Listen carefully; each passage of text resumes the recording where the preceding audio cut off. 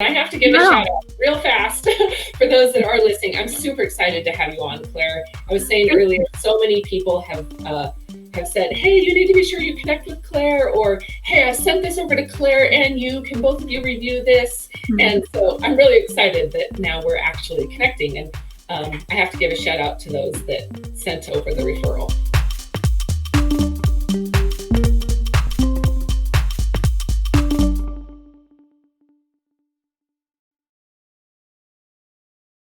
Sure. Well, thank you from my side too. I love meeting new people, and whatever we can do to get this moving and going is good. But I'm Claire Crunk. I'm founder and CEO of Trace Femcare. We make hemp tampons that heal the earth. I'm former CEO and founder of Southeast Hemp Fiber, and I started that in 2018 to try and get the fiber industry to where we could even make products out of it. But spent that time learning about hemp fiber and processing and textile development for apparel and home use fabrics and absorbent non-wovens. And mostly that was in the wipes industry. And the goal with Southeast Hemp Fiber was to bring fiber processing to West Tennessee and cotton country. But then COVID hit and I did the big old Seinfeld pivot that so many of us did. Yes. And so now I'm focused full time back on this original plan to create a tampon, a disposable tampon out of hemp and cotton. So cool. I am. Mm-hmm. And, you know, the interesting thing too about absorbent hygiene, and it's a non-woven, which non-woven basically means that fibers are put into a web and then they're bonded somehow. So there's different ways to have a web formation and different ways to bond it. But that's different than textiles where yarns or fibers are spun into a yarn and then woven into a fabric or knitted into a fabric. But the specifications of raw finished fiber for all of those things are pretty much the same. So, you know, I see a lot of folks doing a lot of development in the hemp fiber side and, you know, make claims of having cottonized fiber or finished fiber, but it's not. So if you want to spin a fiber or if you want to make a non-woven wipe or especially a tampon, you have to have wet processing. So far in the world, I've not seen a fiber that is suitable for that production without wet processing. And that's a huge missing link we have in the US. So a lot of focus on decortication and fine opening and even carding, but we still need that wet processing on the end. Can you explain what wet processing is for people? Yeah, so there's about 10 different ways to skin the cat. And there are lots of different pathways that you can use in terms of chemistry profiles or non-chemical ways. There's enzymatic ways of cleaning those fibers. Some have hydrogen peroxide, some don't. But it's basically where you apply something mixed with water. So a chemistry mixed with water, and sometimes apply heat to it to remove the remaining lignin off of the fiber to where all that's left is a clean cell wall of that fiber without any sticky stuff left on it. And usually that process does inherently lighten the fiber too. And some brands care about that and some don't. But that's the long and short of it. Although there's, you know, like I said, a million different ways to do that. Yeah. Well, I think it's important to know kind of where we're at in the United States. I hear all the time, well, if it's so great, then why aren't we just doing it? Right. Mm-hmm. And so what have been the biggest hurdles you've had to overcome? And is it finding that fiber or what's okay. Yeah, I'm interested. So the biggest challenges are knowledge gap and capital. So, you know, there are a lot of small batch ways to make these kind of fibers, but there's not a good way for that small batch to be a good representation of what comes out of a commercial scale line. And those commercial scale lines are millions and millions of dollars. So, you know, a venture capitalist wants to see some sort of growth algorithm, wants to see revenue generated. They want market data for validation on price points. And that just doesn't exist right now for the US hemp fiber value chain. But it's hard to say, okay, well, I'm going to buy this $100,000 machine and make fiber that'll eventually go into a t-shirt and then have that translate to I'm suddenly going to be creating millions of pounds of fiber a year on this machine. So that's a huge, huge challenge. And I don't know, it's my opinion that somebody's just going to have to step up to the plate and put the money in to do it. So knowledge gap and capital are the two biggest. And there's an understanding that this is not an immediate, this is what I run into a lot with investors in this, is a lot of them are looking for an immediate return also, that this is a longer term play, right? This is, I mean, our real profit margins don't hit until the end. And the closer we get to commodity prices, the smaller those price margins are, right? And so it is, I mean, we're talking a commodity. Yeah. Yeah, because I have not seen a lot of really good production equipment that produces at an artisan scale, but at the quality that you need. And there's a certain threshold that you have to meet volume-wise to even have conversations with brands and manufacturers who want hemp fiber. So, you know, we can have kind of this donut hole situation where, you know, you have to make enough to warrant those orders, but you're trying to stay below a certain threshold for cost reasons. And it's certainly not the same kind of industry like CBD. So this is, you know, you're probably not going to see any return for 3 or 4 years. And then even after that, it's really slow growth, which is good because, you know, we want it to stick around forever and we want it to be, you know, a natural fiber that becomes part of our textile landscape globally. Sustainable, right? Making it sustainable. So what do you think needs to happen on I hear a lot of times people say, and even heard you say, you know, this education. What does that look like? What does the government need? What do our education systems need to fill that gap? What in your opinion?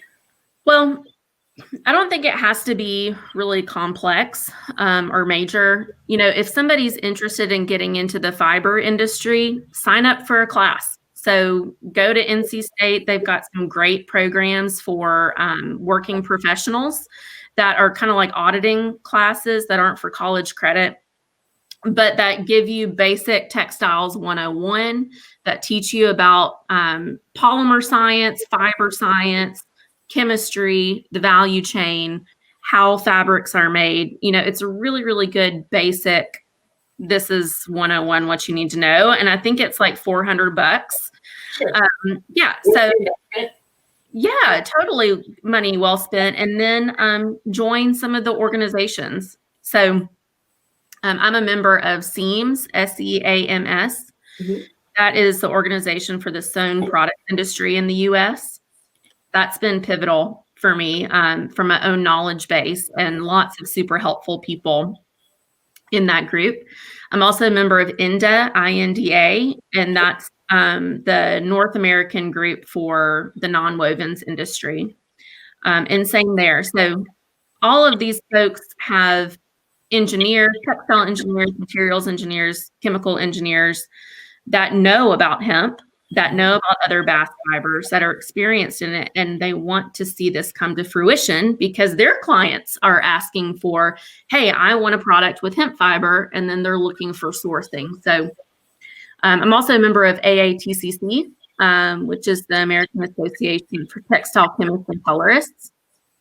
And that's a really great organization too that actually has a pretty low fee to join. So, you know, finding places for self-education is important, and you don't have to go get a big degree just to learn this stuff, but you do need a baseline level of knowledge before you enter into a business. Oh, for sure. For sure. What about for on the other side, right? Our government knows that this is a viable product. It's clearly, they want to create these opportunities. What do they need? What do we need to be able to give them? You know, what are they asking for? Man, I can like get on a soapbox about this. Okay. You know, hemp fiber to me is like the perfect solution for reshoring manufacturing, for supporting the U.S. farmer, for supporting the U.S. textile value chain. So we hear a lot of that from our federal government, especially. on we want to support, we want to bring back jobs, yada, yada, yada. But I think that like very simple tax incentives or like maybe, $300 per employee of workforce development, that's not enough. So yeah, we need more working capital, startup capital to build out facilities. And this isn't just, and that has happened some, especially with coronavirus.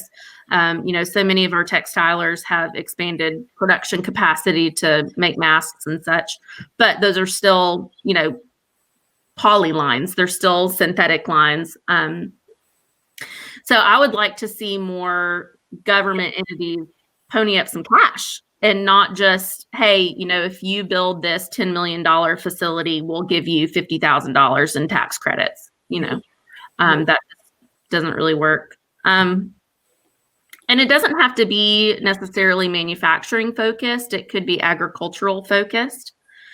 We take a lot of lessons from the cotton industry, and they structure a lot of their production with cooperatives. So I think there's a great opportunity for hemp fiber production to be in a co-op structure. Yeah. But again, that's going to take owners putting in cash into a pool to actually invest in the equipment to do it. That's what I would love to create through Global Hemp Association. I said that from the very beginning. And more where the angle I went at it from is supporting our rural areas, our smaller communities. Yeah. If we're going to get them into growing the right type of hemp fiber or crop, then they can sell carbon credits back. Just, that little piece, that gives increased value, that makes it more sustainable. I have to have somewhere for them to process it. Yeah. Right? And in smaller areas, they're not moving in by bulk. They're moving to where by the, thousands of acres at a time. So. Well, and it's a difficult sell too, because it's not sexy. Hemp fiber production is not sexy or cool. It is so simple, and it's not inventing any new material, and so things like grant programs, like SBIR grant programs, those criteria and solicitations are very specific. And that totally depends on politics and how money's allocated. But unless you're synthesizing something new, it's really hard to get the ear of the big organizations that have a lot of dollars to spend on grants, like the National Science Foundation, for instance. So simply, hey, I want to build this manufacturing facility that makes bast fibers for t-shirts. That's not generating enough new knowledge for right now how the U.S. government structures their grant money. What about jobs, though? This focus in the government has come back so much during the pandemic to bringing U.S. manufacturing back to our shores, right? And back to our country. My understanding, or what I guess I hope for, and I see a lot, is the need, and they're opening up money, through the grants that's focused on manufacturing and food production and rural areas. I think it depends on your state. So I'm in Tennessee. In order to qualify for any incentive through the state, you have to have at least 25 full-time employees. And to have a hemp fiber production facility doesn't take that much manpower. And there's pros and cons to that. And I'm going to validate that again. And this is something we teeter on, because as much as we want the jobs and we want to employ, right? A commodity has such small margins. AI is becoming a real thing within this industry, right? And being able to invest, like you said, big capital to bridge this gap so that we can have the production and have the real conversations to compete. And the United States we're behind. We're behind the game, compared to other countries when it comes to the manufacturing. But yeah, I'm curious. Sure. And we're not the only industry facing that, certainly. And that's a huge theme in the textile industry. And there are certainly corporations in U.S. textile manufacturing that are investing in AI and see that as a solution. Honestly, a lot of my colleagues on that space do have problems with staffing, because a lot of textile plants, factories are in the middle of nowhere, and sometimes it can be hard to recruit talent. And sometimes, younger people don't want to be sitting at a sewing machine every day. So, there are certain challenges with staffing that AI can overcome. But then again, it puts you in this gap where you're not creating enough jobs to earn some of that incentive. But we are bringing the manufacturing back to the United States. We are then back in control of our supply chain, right? Oh, yeah. And that's where I think that we have to focus is this pandemic has opened up this, it's like it cracked the crystal ball and showed us, hey, we're broken in all of these spots and we're relying on everybody else, even down to our rural areas. We have to be able to support our small farmers. Yeah. They're our lifeline.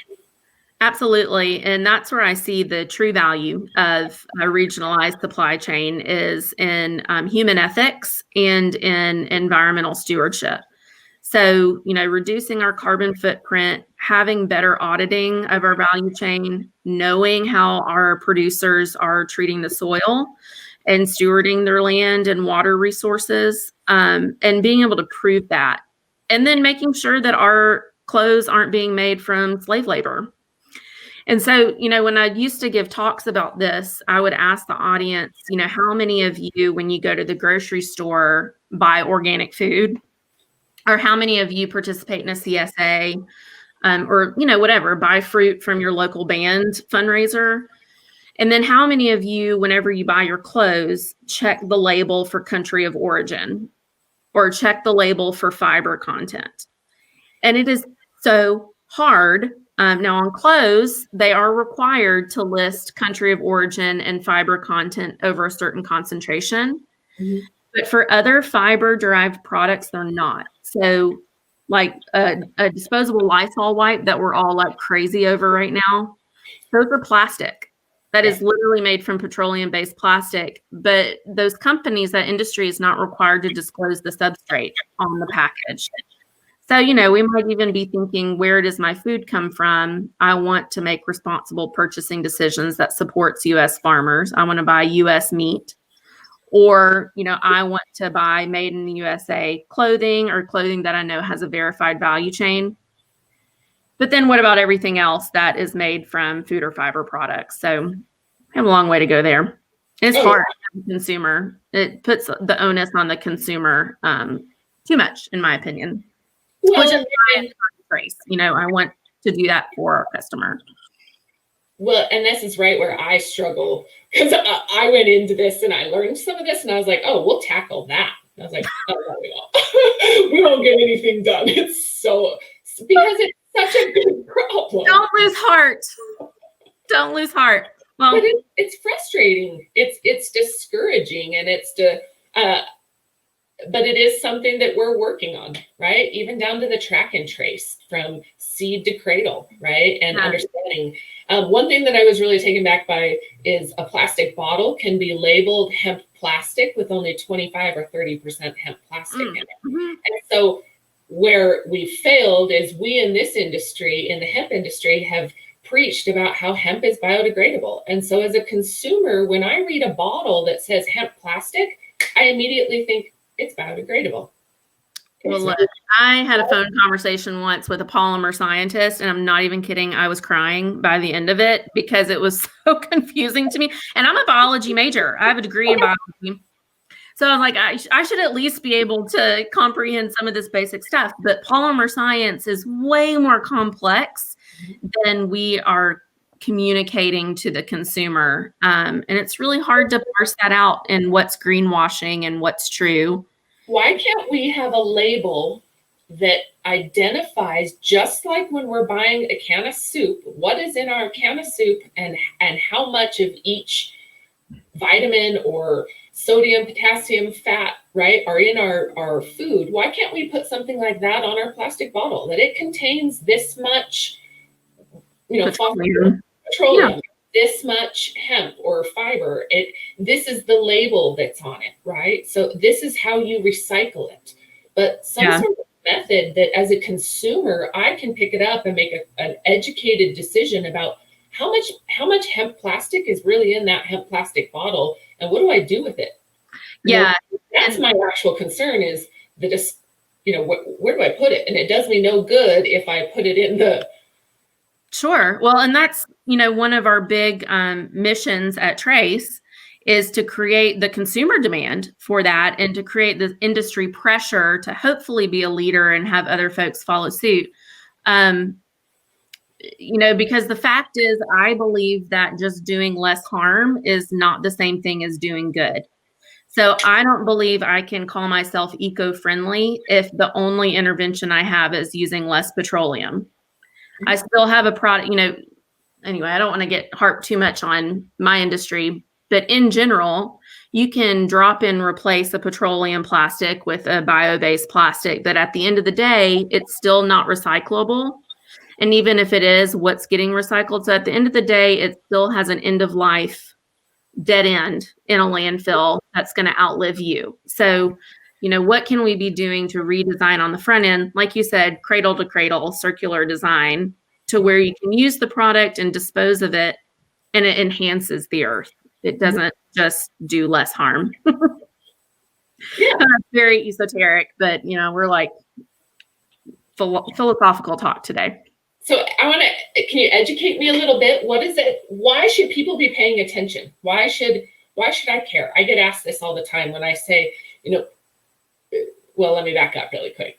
Labor laws and human trafficking became an issue when I got involved in hemp. So when people say, like, why am I really passionate about what I do? Hemp opened up an awareness to me about things I was very unaware of. Down to, we're buying a t-shirt for $1, understanding who's sewing that t-shirt and how much are you paying. If you're paying $1 and your store bought it for 50 cents and they bought it for how much is that person or child being paid who's sewing it? So that was a big aha moment for me, right? So why should people really be paying attention when, we talk about feminine products or any product, hemp compared to, or sustainable and eco-friendly, good for the earth? Why should we be paying attention? Well, I think, there are some bigger things to lay a foundation for that. Number one, having the ability to think about that is a privilege. That implies, okay, we have our basic needs met. I can give energy to researching where my clothes and where my products come from because I can. So certainly there are populations in the world that don't have that privilege. And there's a lot of developing markets that just can't afford to think about, hey, is this plastic fork helping the environment? They just need a fork, So, I want us to make sure we remember that this comes from a place of privilege. So have you seen the Kiss the Ground documentary? Yep. I love that movie. And I think everyone needs to watch it. And certainly every dollar that we spend, once we kind of reach that, we're outside of our basic needs being met, every dollar we spend is an endorsement for what we believe in. And, I think if we all did like personal audits of where we spend our money, and we just did this last night as a family, we, reviewed our budget for the year, yada, yada. And I was like, oh my God, I cannot believe we spent this much money at Wendy's. But every dollar we spend says something about what we believe in and how we want to move in the world. So, I want to think about, where is my legacy leaving? What legacy am I building for when I'm dead? What kind of life am I leaving for my children? And when I'm dead, how am I remembered? And we have such a narrow window of opportunity from an environmental standpoint to reverse a lot of the damage that we've done. We're kind of like going up against this, like Armageddon, where there's this countdown clock. And if we don't make real change on reversing the climate change, increasing temperatures, then nothing else really matters, and we'll just be spinning our wheels. So that's why I think it matters from an environmental standpoint. And then just from a moral standpoint, I want my energy and my gifts to serve humanity. And I'm a nurse. I don't know if you knew that, but that was my first career. I'm a nurse practitioner. I'm naturally a helper. And just consciously, if I know that something is actively hurting another person, especially from a women's health standpoint, because like you say, human trafficking and females are so much more vulnerable, more difficult to be financially independent, especially in developing countries. Yeah. I don't want anything that I do to condone that. But it is really hard as a consumer when you are in the virtual or in-person aisle at Target. Yeah. To be able to know that. And in many cases, you don't have the information to make that decision and put a lot of trust into your retailers and brands. Well, and I think that for me, to clarify for people that I just didn't pay attention to, when I walked into a store, again, I was taught as a kid how to look at, my labels to know how much I was eating, how much sugar, how much fat, what's the ingredient in the food that I was going to consume. But nowhere is that required in anything hemp. Anything. You walk into a store and buy CBD, and there is not a label on that bottle that tells you what it's made of. And it's not required. As a hempster, I would not purchase that. Right. Right. Yeah, and we even have who are fabricating COAs and just straight up lying. Well, and this is where, as a consumer, I trust the stores to give me what I was educated. I was told that I should know if, just like I'm buying it at the same store from one bottle to the next, I should know that. And I trusted that if you label a bottle hemp plastic, that means it's biodegradable, because hemp plastic is biodegradable. But it's not that way. And I think that there's a big miss. When we talk about education, what's needed, there needs to be this voice from both the federal side or the government side, education, universities, larger institutions that are partnered or working with large brands to say, hey, this is what's expected, and this is the standard, and it's different than what we have been taught. And especially our age, our younger kids they care. They want to make change. So they're much more aware and diving into it, where I think I and my parents' generation have been less affected by the false information we've been fed. Yeah. And, this is certainly not a problem that's unique to the hemp industry. I think immediately of vitamins or nutritional supplements, and a lot of lies have been told there. And I would love to see hemp as, a baby industry self-regulate that, and to be leaders and have other product categories follow suit. I don't think that's going to happen. And so I ascribe to the mentality of I support regulation. And, I think that helps all of us be more accountable, and it helps flush out the liars.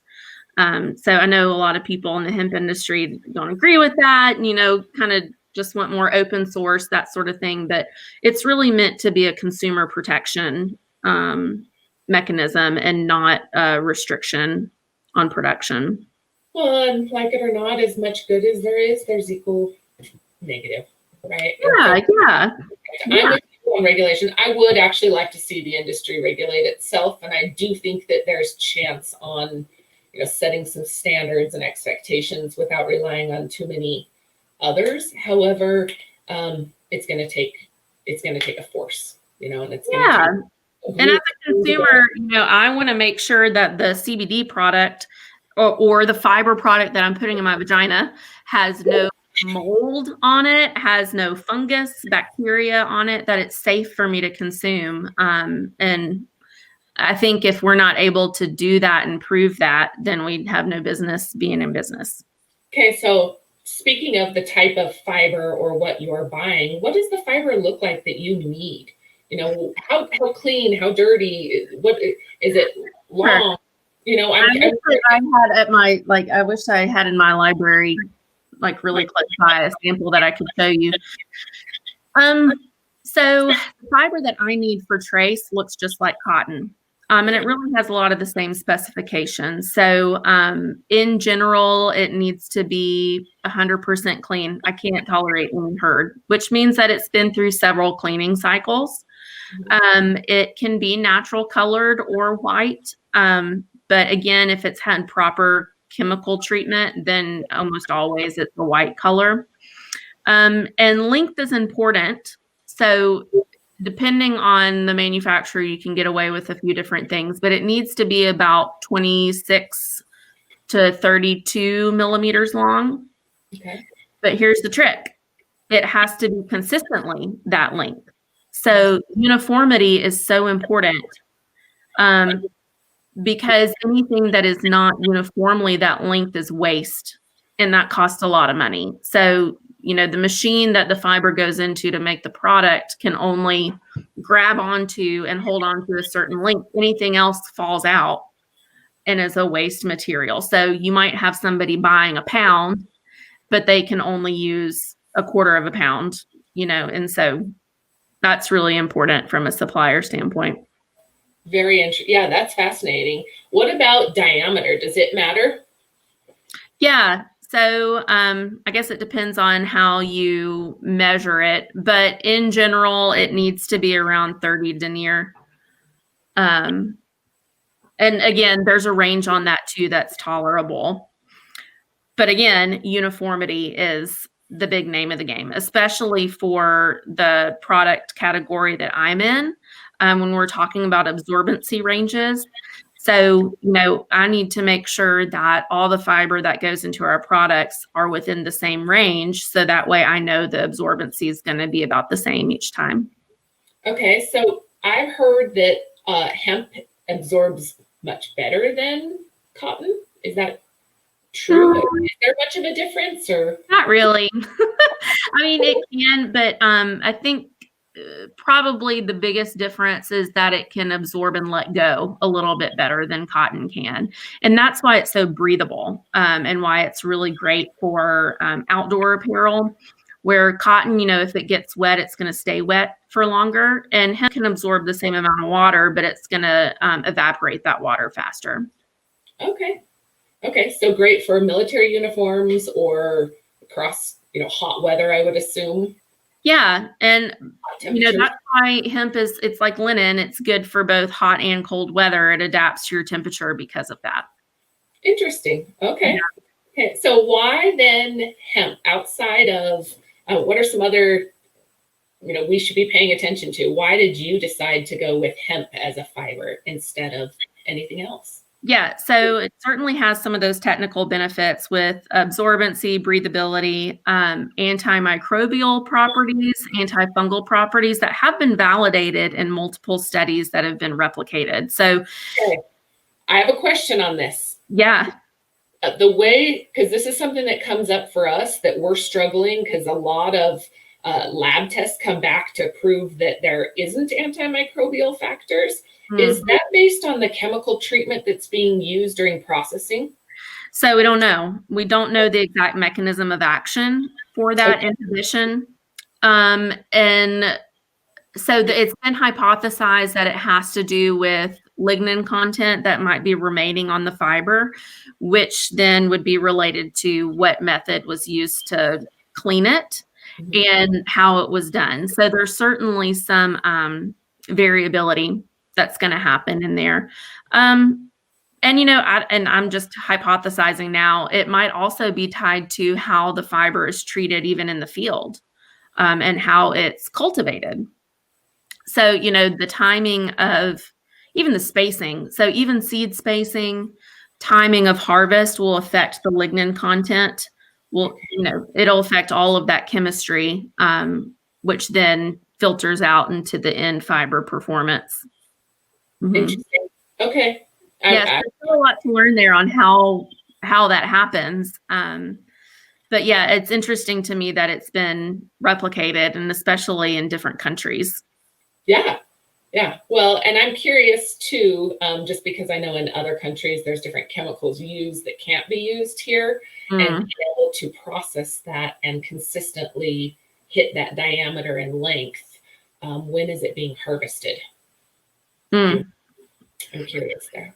So one of my colleagues calls hemp fiber production like, making a fine wine. So there's not a playbook, and it does take your hands on it. And, I kind of envision like old grandpas that have been farming hemp for forever, and they like sense it in the air when it's time to come out.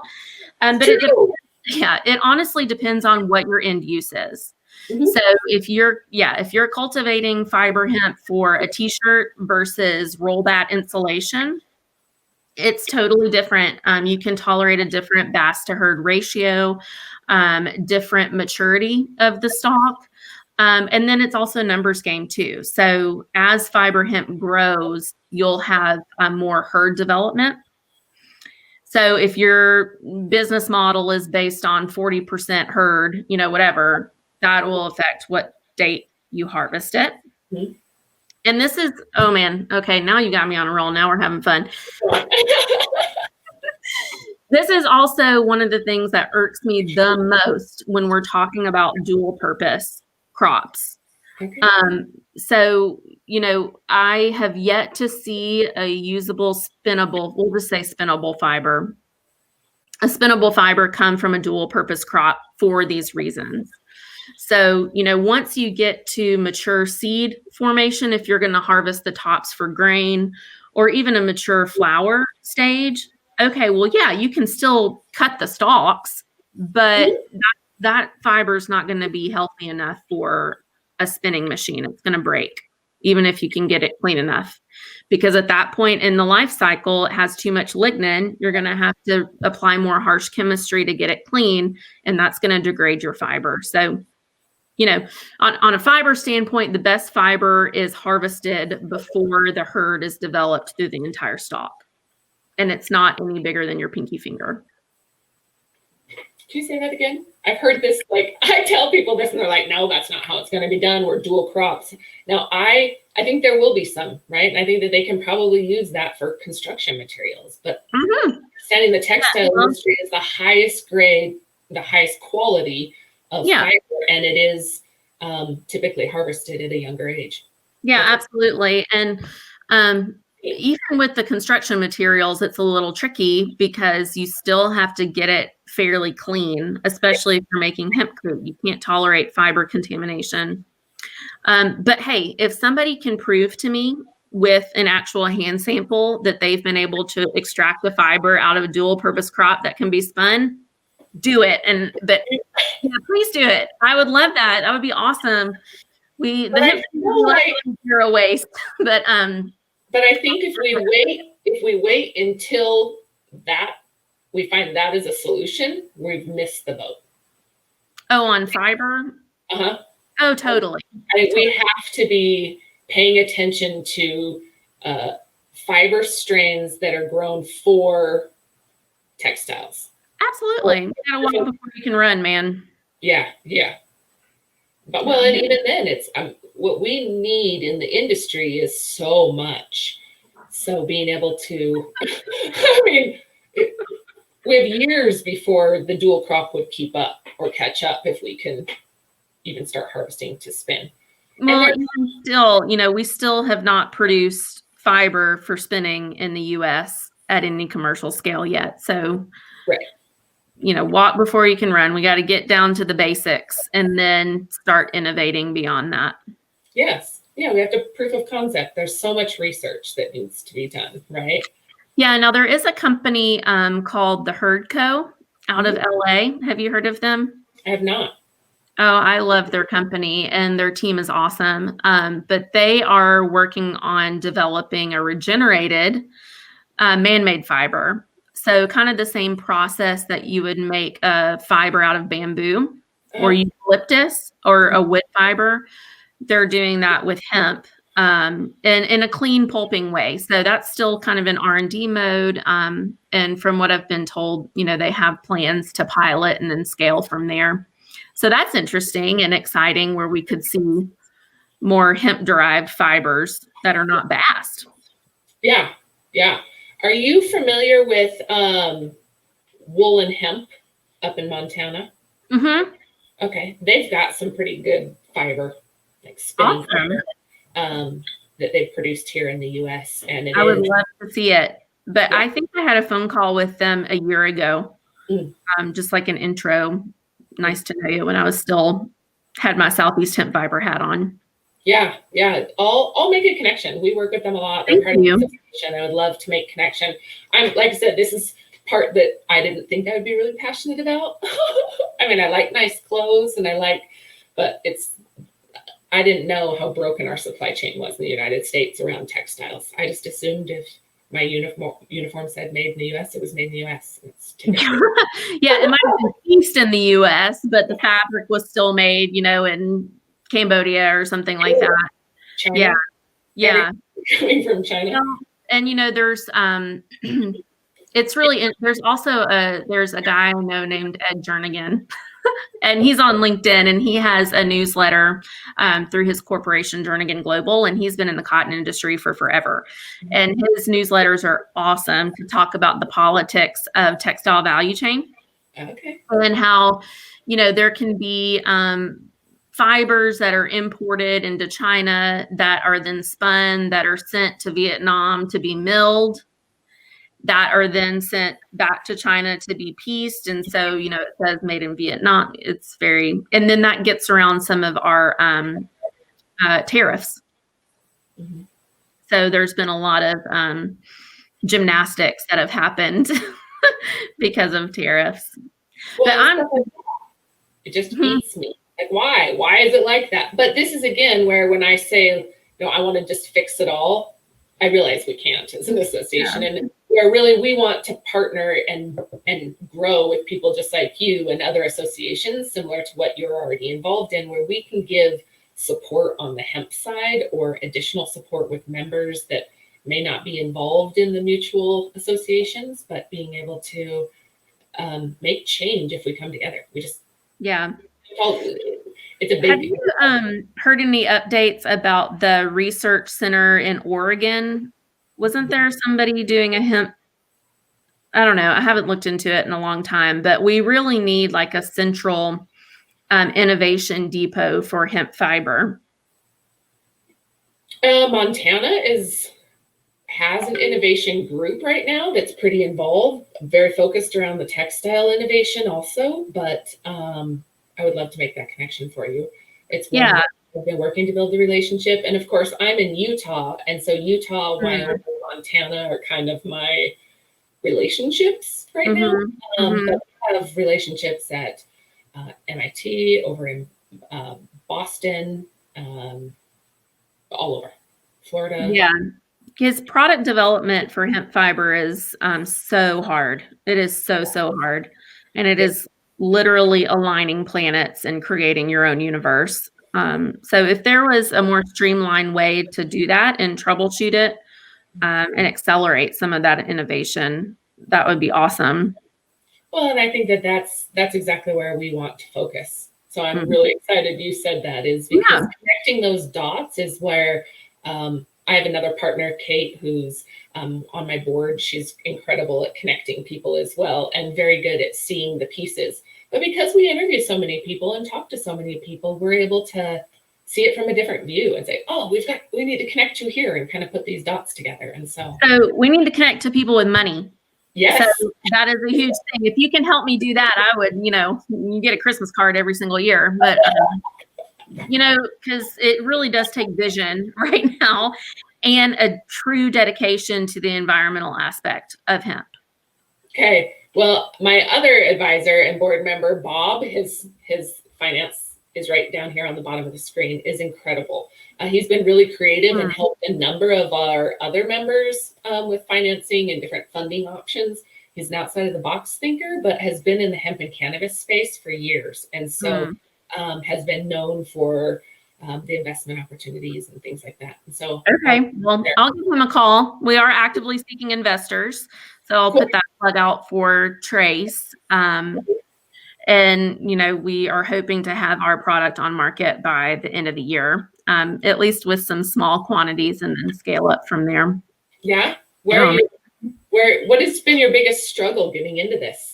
You said obviously your business specific. I know before I kind of asked you in general, maybe they're the same. Sourcing. So reliable and consistent sourcing is a huge challenge. And, at the beginning of the pandemic, when I was like sitting on my back porch, like sobbing, thinking, oh my gosh, Southeast Hemp Fiber had this big year planned, and now it's all, the textile industry is going to crap. It's really been nice to see the fruits of that labor really help support Trace development, because I've been with Southeast Hemp Fiber for 2 years. So I'm very grateful for those relationships. And that's helped get over some of those sourcing hurdles, but it's still a hurdle. And then product development. So this is a fun fact about the tampon industry, which we have a series coming up on our Instagram that's going to talk about this. So, there are really only like 8 different kinds of tampons in the world. And for the most part, the same company makes the equipment to manufacture tampons. And for the most part, all of those equipment pieces make millions of tampons. It's a commodity item. So to find somebody who will make a short run of tampons with a material like hemp, introducing a different material, is very difficult. And there is almost no open source contract manufacturing in the US. And the ones that are available have such low capacity that they will not even entertain a conversation with you until you have millions of dollars. Yeah. I basically had people hang up in my face about that. So we had to go out of the US for that. So I would love to see more opportunity for smaller startups in femcare and absorbent hygiene to have avenues for both product development and then shorter runs. Yeah. Okay, so who are your target markets moving into this? Are you moving into big box stores? Like who are you going after? So our target customer are millennial and Gen Z people who menstruate, who care about the environment, who have heard of hemp. So we're starting there. In 25 urban cities in a digitally native format. So we have no plans to be in any brick and mortar or big box retailers. Okay. We'll do direct from our website one-offs and monthly subscription. Okay. This was a silver lining of the CARES Act for coronavirus, is that now you can buy your menstrual product with your FSA, HSA funds. Oh. Which is a new thing. So you can now sign up for a tampon subscription using your FSA card. Oh, wow. So that's exciting. And then we've talked about some wholesale relationships. When we announced the brand, we've had several folks contact us interested in that. And that's not in our business model right now, but something we're looking into, for the right retailers. Okay. Cool. Well, I'd love to connect you. I'd love to chat and help grow this. Thank you. Understanding who those connections are. However, we can help with the broadcast piece or education piece. I think that's very important. Again, when we come back to the education, but letting people know that they can purchase their feminine products or any of their hygiene products with their cards. And so many people are on government support right now. It's my heart goes out to them. I just feel bad for this time. It's a really, really hard time. And I feel very, very blessed to even have had the opportunity to develop this company during this time. Yeah, absolutely. Well, it's a time of innovation, right? It's a time to make the change. And this is where it gets exciting. And Well, I think it definitely built grit and saved me a lot of startup money from travel dollars. Thank God for Zoom. I was like, okay, well, I can now Zoom with these people instead of traveling across the country. We were talking about our business plan and being able to go and travel and meet people. And I was like, man, since COVID, I've interviewed like this live 200 people, just over 200 people. And I would have never done that traveling all over the US. I would have met more people though. And I feel like I have a better relationship and a more, I remember better and a more memorable when we're face to face. It's just a deeper connection instantly instead of longer time spent. But it's still been so beneficial. Yeah, I love it. Well, it did it, and I don't know what our time is here together. We have 10 more minutes. Okay. Well, you asked me earlier why we're choosing hemp for our product. And I think I started talking about it and didn't finish talking about it. And I probably went off on like some other tangent. And we talked a little bit. Oh, we were talking about the antimicrobial, antifungal, and then got off on a tangent. Okay. So, there are some technical benefits to hemp fiber, why it's useful in a Femcare product, but it's really environmental. That's our big purpose, because hemp can be grown in ways that cotton cannot be grown. So, this, for fiber hemp at least, it is easier to grow without inputs, synthetic inputs especially, and without pesticides. So, I should show you some pictures from our test plot that we did here in Tennessee. Yeah. Beautiful. Had zero input, zero irrigation, and no pesticides, and it made awesome fiber. So we want to build our products in a way that enhance the earth. And we know that hemp is really good at sequestering carbon. And when you put carbon in the soil, it builds it and it helps it retain water more. You don't have to irrigate even future crops as much. It helps support soil microbes and increase soil nutrients, which reduces the need for fertilizers in the future and reduces soil erosion. And then that Kiss the Ground movie is just awesome because it explains the link between soil health and climate. So if we can help build our soil just by making a tampon, how awesome is that? Like we don't have to really do anything different except plant a different seed, but everything else stays the same. So what I hear you saying is by entrepreneurs and people being creative, and it's not even, it's just substituting other polymers and fossil fuels for hemp products, hemp fiber, hemp plastics, right? Hemp oils. We can reverse a lot of our climate change and our global problems around that are facing our waters and our air pollution. And it's funny to me though, because that movie didn't talk about hemp very much. Mm-mm. And I suspect it had to do with production timing. And we still are learning a lot about hemp, and some of that carbon sequestration data is still being fleshed out. So, I suspect that's part of the reason why. Okay. Yeah. I'm just curious because it is it's such a good movie. And the whole time I was like, wait, hemp solves these problems. Hemp does a lot of this stuff. Yeah. But it is. If we get traction on this, then that'll give our producers more confidence that they have solid markets to sell into. Yes. And hemp can offer, more financial support to our agricultural producers. Yes, absolutely. Mm-hmm. Well, it does so much, and like I said, being able to sell the carbon footprint, not very many other crops give that opportunity for right. Right. Well, I tell you what, when I started putting my toes into the hemp industry, I was like, I'm not a hempster. I am a businesswoman. But the more I learned about it, I have fallen in love with the plant. And I think, if we use it in smart ways and if we're willing to think outside the box and take some risks, then we can really change the world. Well, it was here before, and we were ordered to grow it for a reason, right? Mm-hmm. The Chinese government legalized it for the antimicrobial factor in textiles for a reason. The government doesn't just do that, right? And so they make socks, like military socks out of it. Yeah. And so I think it's very, it's real and it's here. And I've said for a long time, if we're not thinking about how to innovate with it, you're behind the game. Right? You need to really be creative. I really want to change packaging and plastic labels and plastic lids over to plastic. So well, see fast changes that the same thing, sequestering carbon is. And it's one of the reasons why I wanted to focus on tampons, because menstruation will happen literally until the end of time. So it is a basic need.